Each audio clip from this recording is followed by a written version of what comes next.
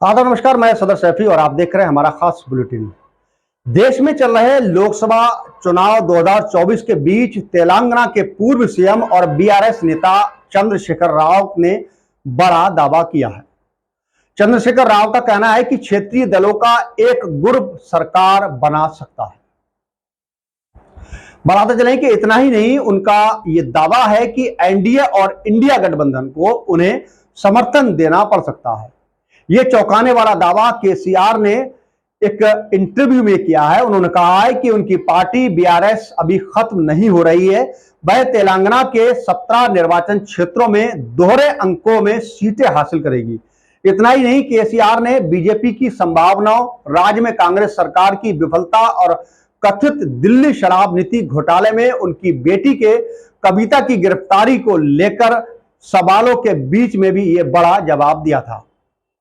केसीआर ने मौजूदा सांसद और लोकसभा चुनाव में उम्मीदवार नागेश्वर राव की चुनावी रैली को संबोधित करते हुए कहा कि नागेश्वर राव केंद्रीय मंत्री बन सकते हैं।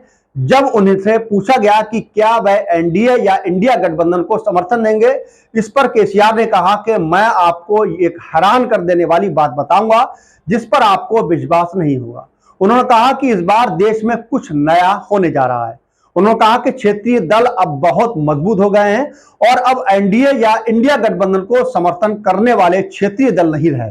इसमें सब कुछ उलट पुलट हो गया है। केसीआर की पार्टी बीआरएस ने 2019 में तेलंगाना की 17 लोकसभा सीटों में से 9 सीट पर जीत हासिल की थी। साल 2014 में पार्टी के गठन के बाद वह करीब एक दशक तक राज्य में मुख्यमंत्री रहे, लेकिन पिछले साल विधानसभा चुनाव में कांग्रेस की बड़ी जीत के बाद जब उन्होंने राज्य की 119 सीटों में से 64 सीट में जीत हासिल की और अपने दम पर बहुमत हासिल किया, तो ऐसा चर्चा चल रही थी कि बीआरएस का सितारा ढलान पर है।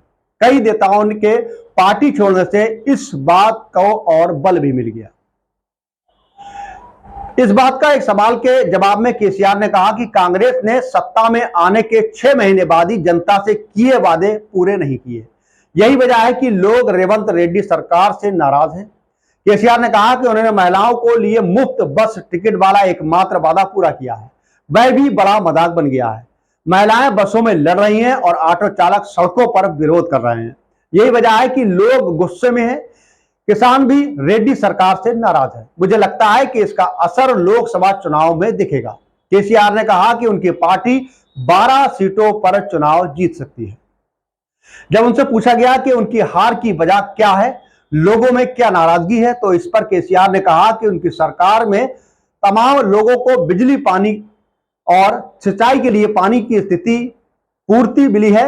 वहीं कांग्रेस ने लोगों को अपने वादों को लुभा लिया, लेकिन कांग्रेस ने बहुत ही आकर्षक वादे किए थे।